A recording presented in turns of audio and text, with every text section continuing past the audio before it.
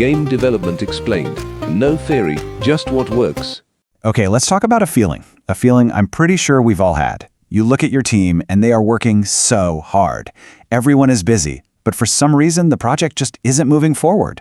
It is such a frustrating place to be. Well, today, we're not only giving that feeling a name, we're going to figure out how to break out of it. So, does this hit close to home? Your dashboards. All green, you've got tickets flying across the board, your calendar is just a wall of strategic syncs. But then you look at the actual product, the build, and it's hardly changed in months.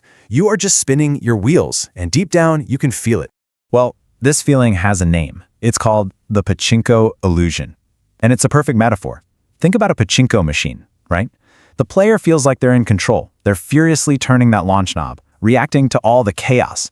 But the outcome? That's actually being decided by the fixed pins, the hidden structure of the machine. The player is busy for sure, but the system is what's really in charge. And on a project, this is what happens when we mistake all that process activity for real meaningful progress. So, let's break this down. Let's look at the anatomy of this illusion. Because what's so interesting is that this isn't a trap that's sprung by lazy or incompetent people. Not at all. It usually comes from a really high-performing team's desire for order and stability. It's when our well-intentioned processes slowly morph into a performance instead of a tool for getting things done. And here is the absolute key to understanding this. Processes, things like sprints, planning sessions, they're only valuable when they are directly connected to real decision-making power. If your rituals aren't actually changing the project's direction, well, they become what the source material calls a narrative artifact. It's like you're just telling a story about progress. You're turning the knob, but the fundamental rules of the machine, they haven't changed one bit.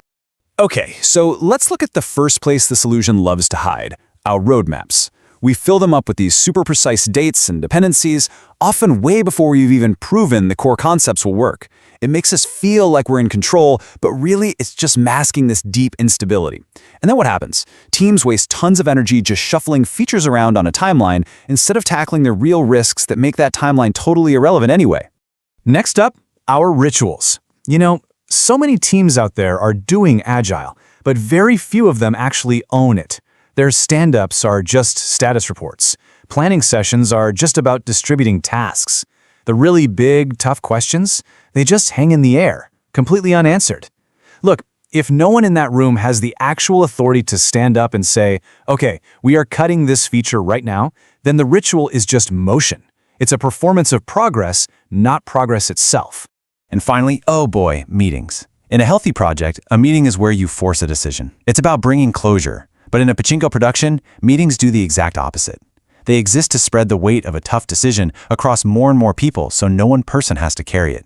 And the result? You get these endless discussion loops where the same topic gets revisited 3 weeks later with a whole new cast of characters.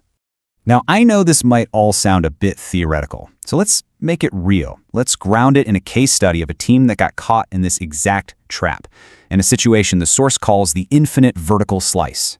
So here's the scene. You've got a 60-person team working on a new action game, and on paper, everything looks great. Sprints are running, the charts look fantastic, but for 4 straight months, they have been completely stuck on one single milestone, combat feel. Every 2 weeks, there's a new version, a new iteration, but the feedback is always these vague, useless notes like, it needs more weight. And because no single person actually owns the decision, it just never, ever gets closed. So how do they fix it? Did they add more meetings? No. They performed a structural intervention. And this chart just illustrates the shift perfectly. They replaced these vague goals with hard evidence-based milestones. They swapped endless feedback loops for a single decision owner who had the final say. No more debate. And they got rid of diffused ownership by forcing prioritization. They actually halted all secondary work until this core problem was solved. And the results of making these structural changes? That bottleneck that had them stuck for 4 months was cleared in just 6 weeks. See, by replacing the illusion of control with actual control, the team could finally move forward. They stopped turning the knob and started moving the pins. So the big question is, how do you actually apply this? To escape the illusion, you have to redesign the board itself. And that means you've got to shift your focus away from your tools and onto your decision architecture. And that architecture? It's built on 3 key pillars. Okay, pillar number 1, radical decision ownership. Every critical decision needs one named person who is responsible for ending the discussion and making the call, period. Second, stable priorities. You have to create what's called directional gravity, so that all the small local choices people make every day automatically align with the project's main goal. And third, milestones as evidence points. Stop celebrating dates on a calendar. Start celebrating when a real risk is retired, when you have hard evidence that a problem is actually solved.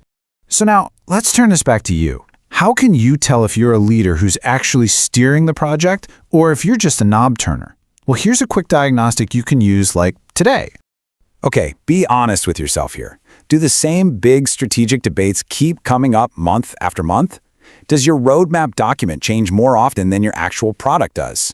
Do your meetings end with that vague, let's revisit this, but no one is assigned to own the decision? And finally, what are you measuring? Are you measuring activity, like tickets closed? Or are you measuring outcomes, like risks retired? If you answered yes to those first three, your team is almost certainly generating motion without direction. You know, this really gets to the heart of the matter. Leadership isn't just about managing schedules or keeping the Jira boards tidy. The true essence of the role is maintaining control over the project's actual trajectory. And that path isn't shaped by how many meetings you have. It's shaped by the tough decisions you force into existence. So here's the bottom line. Recognizing that you're just turning a knob, that's the first step. But the second and much more important step is having the courage to actually reach into the machine and start moving the pins yourself. Because that is how real progress is made. If this is useful, subscribe. New breakdowns every week.